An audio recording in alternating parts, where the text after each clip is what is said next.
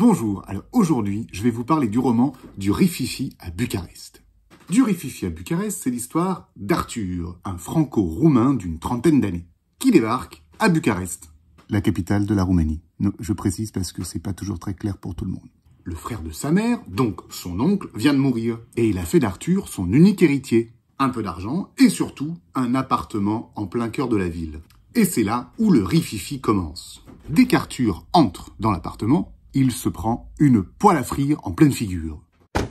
Résultat, il a le pif comme une pastèque et il commence à se poser sérieusement des questions. Surtout que, le lendemain, le monte en l'air revient, Arthur le prend en chasse et il finit avec le joufflu couvert de débris de cristal. Là par contre, je vais pas faire le gag.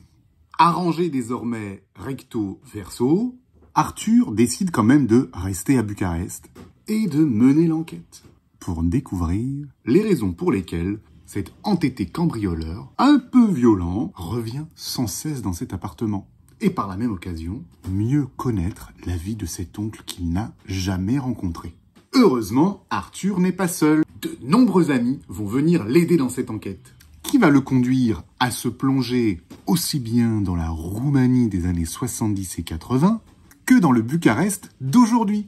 Vous l'aurez compris, c'est un roman policier comique, ou un polar burlesque, ou une comédie policière, appelez-le comme vous voulez, mais sachez qu'il existe en format papier, en livre audio, en version numérique, et même en traduction roumaine, sous le titre Bala Monk la București.